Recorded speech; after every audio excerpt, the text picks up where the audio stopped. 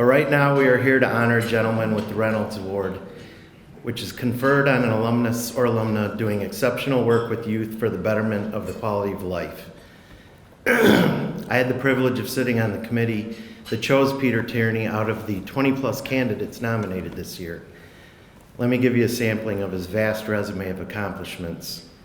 While an undergraduate, Pete worked in Peru with Notre Dame's Council for the International Lay Apostolate in 1965. He dedicated himself to improving the lives of young people who face economic, emotional, and social challenges. Upon graduation, he served a 2-year Peace Corps tour from 67 to 69, during which Pete started the Teacher Training Center for 16 to 19-year-olds on the Caribbean island of St. Lucia, and that program continues certifying teachers to this day. For 15 years, he was the Director of Youth Employment Services for Jefferson County, Colorado, running a U.S. Presidential Award-winning program to help teenagers finish high school and become job-ready. He is a founding board member and past president of the Colorado Youth Corps Association, a 25-year commitment on his part. He also founded Longview High School, a public option school, 24 years ago in Jefferson County, but I'll let him tell you more about that himself. For 50 years, Pete has dedicated his professional career to better the lives of at-risk youth, whether as an administrator, a counselor, a supervisor, or most often as a teacher. Pete has always worked directly with students, guiding and mentoring them through the programs he has created to better their lives. Please give a warm welcome for our 2018 Reynolds Award recipient, Pete Tierney. I am deeply honored to accept this award from the university that I love. And I wrote those words at home, but I think until I got to campus, the depth of the emotion of it didn't really hit me. Words are feeble messengers of deep emotions, but I can't dance and I can't sing and I can't do great art, so words are all I've got. I was here from 1963 to 1967, and I would love to talk to someone who was here during a better time than that. Because from now, I want you to think about this for a second. 1963 to 1967, we had the first student abroad program, the Innsbruck program. We had Father Hesburgh. We had ERA. We started the Observer. Curfew was done away with. We got rid of freshman halls. There were just all kinds of things. We went from one of the worst football teams that we ever had in my freshman year to being national champs in my senior year. We had a Heisman Trophy winner. More importantly, we had a Rhodes Scholar. We didn't have girls, and that was a bummer. And I got to think that the dining hall food must have gotten better. And the only time that I've ever spent time in the Morris Inn was 54 years ago when I was fortunate enough to be the person who received the guests who were coming for the dedication of the library. And so now I'm back. So I thought I'd talk a little bit about what's happened in the last 54 years. And we'll start with that guy and the goofy guy over there. So the picture on the far right is when I was carrying the Olympic torch for the 2002 Winter Games in Salt Lake City. I love the symbolism of the torch and the flame. John Kennedy's "The torch has been passed to a new generation." But really, torches are not for passing, torches are for lighting other torches. It's the flame that matters. I received the flame from another torchbearer, I carried it, and I passed it on to someone else. Socrates said that education is the kindling of a flame. William Butler Yeats wrote that education is not filling of a pail, but the lighting of a fire. Eleanor Roosevelt quoted the adage that it is far better to light a single candle than to curse the darkness. And in The Merchant of Venice, Portia intones, "How far a little candle throws his beams, so shines a good deed in a naughty world." That's been my goal all along, to light a small flame that illuminates a path. The young people I've worked with have had the fortitude to use that light to pierce their own personal darkness. That particular flame I carried was lit in Olympia, Greece, flown to Atlanta, and then held aloft and carried around the country. I was one of the people that ran it through my hometown of Boulder, Colorado. What made it even more meaningful to me was that Father Hesburgh carried that flame when it went through Notre Dame. So I literally was carrying the flame that he passed on.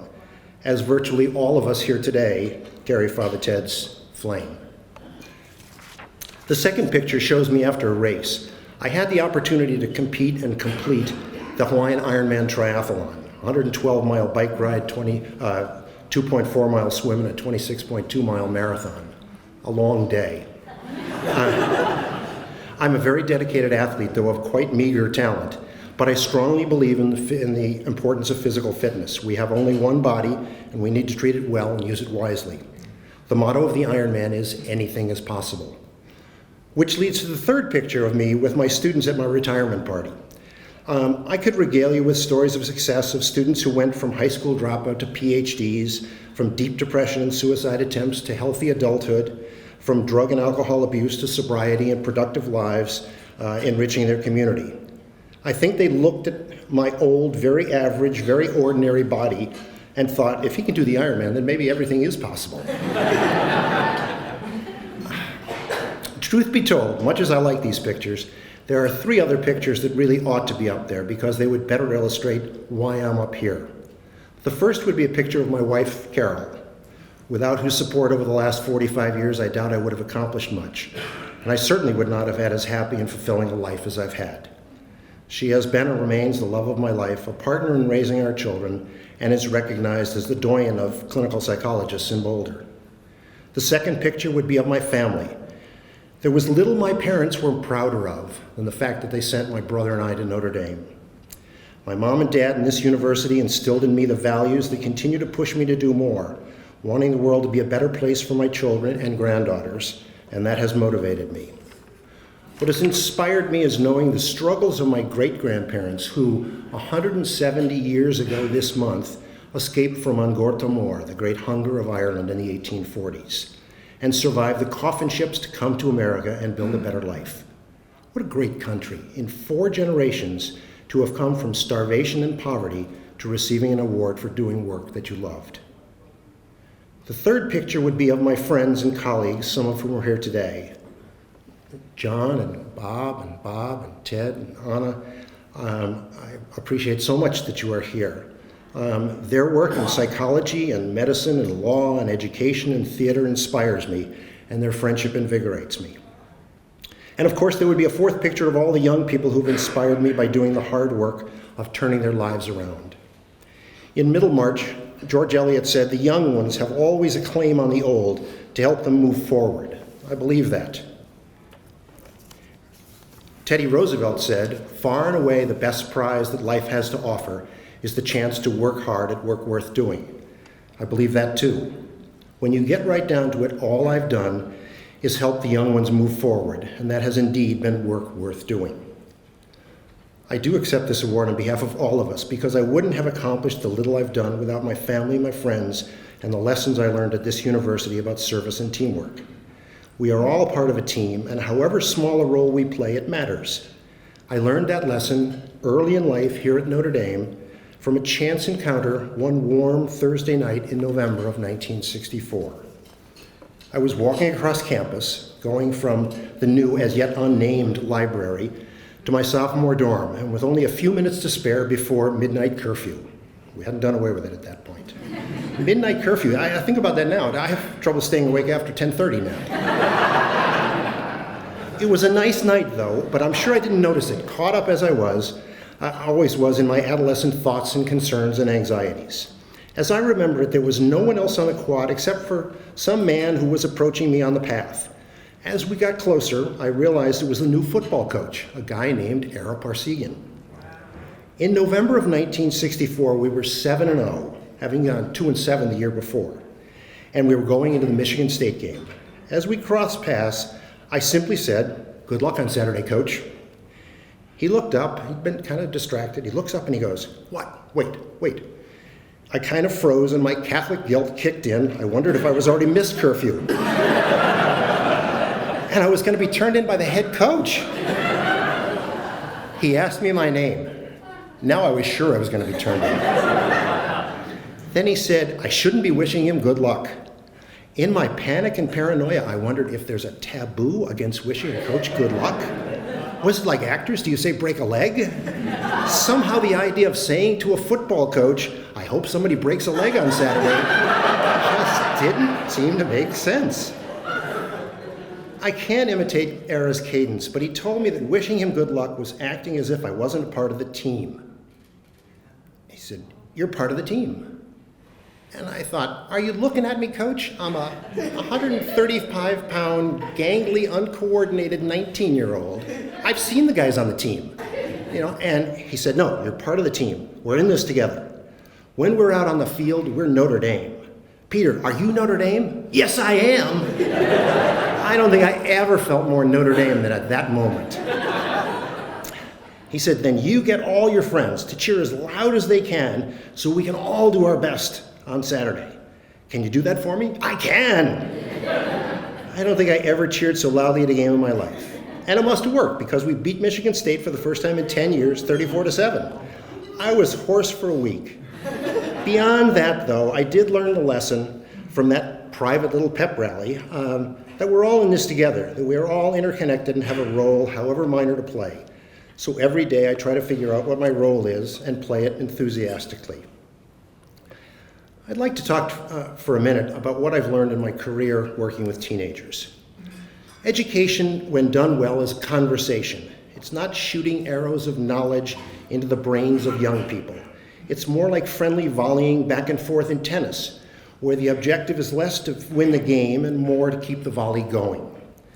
The conversation has to include discussions on all kinds of topics, on the importance of hard work, on respect for women, on equality of all types, on not just tolerance or even acceptance, but on compassion and love for others who are different from us.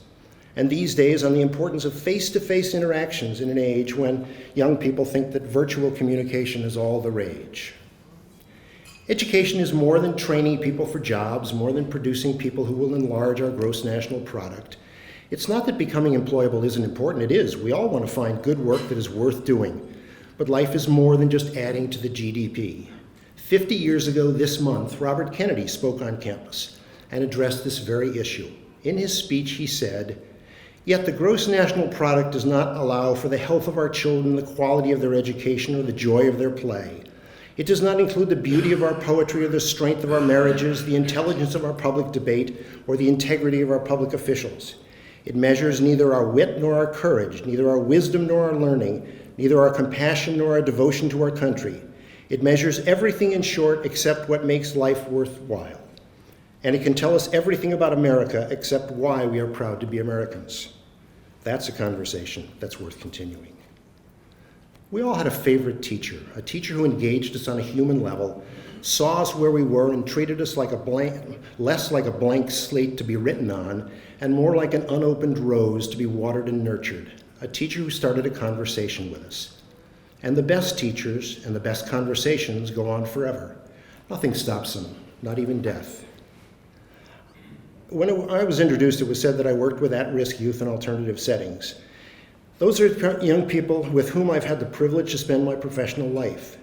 Sadly, however, today, who among the young people is not potentially at risk? So many things can go wrong during the teenage years. The slings and arrows of outrageous fortune can hit anyone. School should be a place where we could, if not right some of the wrongs that have been done, at least be able to provide a safe haven and get it right. While kids struggle with the lifelong battle to be unique and yet find a place and a group to fit into.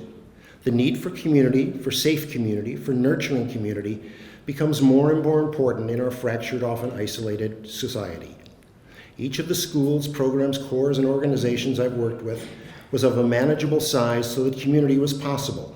Providing community and opportunity are two of the lessons I learned at Notre Dame that have stayed with me throughout my career. Victor Hugo said, "Life's greatest happiness is to be convinced we are loved." I think that's what a great teacher and a great community do. They convince us we are loved. I think to give love and receive love are life's greatest challenges, and most often receiving is harder than giving. Loving is hard enough, especially to those that disagree with us, that disappoint us, that hurt us. But receiving love, letting it in, accepting we are worthy of it, letting it infuse our lives seems an even bigger obstacle. If there's a better, more heartwarming and fulfilling a feeling of receiving love than walking hand in hand with a small child, I don't know what it is. There is no urge to get ahead of her, no desire to leave her behind. There is only the feeling that this moment is special, that no matter how many times we do it, like everything else, it is a once-in-a-lifetime experience to cherish. When I walk one of my granddaughters to preschool, I always smile and wonder at the fact that each of them gets more and more excited the closer we get to school, finally running to the entrance. But somewhere along the line, that enthusiasm for school ebbs away, and that is so sad. Yes, some of that is hormones and adolescence, but much of it is not. When it comes to clothing, food, and music, we intuitively understand that each child has different likes and dislikes. But too often we think that all children need the same type of education. We fit the child to the school, not the school to the child. And then we give standardized tests to evaluate them. I am hurt by the hypocrisy of those leaders of both parties who mandate testing for children in their legislation, but more often than not send their own children to schools where they do not have to endure the testing gauntlet. Unfortunately, alternative schools have a poor reputation. They are for kids who can't make it, for kids who have problems, for kids who have failed. Yet the reality is these schools are an alternative for young people who are dissatisfied with the standard options offered. My wife uses alternative energy when she drives her electric car, yet no one calls her a failed fossil fuel commuter. My father had to resort to alternative medicine years ago for back problems, yet no one called him a failed patient. When my daughter tunes into alternative music, she is hardly a failed listener. Alternatives are for when the status quo doesn't work for us and we seek something different in order to be successful. I would hope all of us can support alternatives when we make the decision about the types of schools we want in our communities. Life is made up of decisions, big ones and small ones, that we make every day. We anguish over the big decisions, who we marry, where we go to college, because they are extremely important. But it's the little decisions that make up our lives. John Cage said, "We are involved in life that passes understanding, and our highest business is our daily lives." Each individual decision matters because taken together they make up our lives. How much time we spend before screens, how much we drink, how much we sleep, how much we exercise in our outdoors, how much well we nurture our relationships, how gracefully and lovingly we react to the actions of others. In fact, how much carping do we really do each diem and noctum?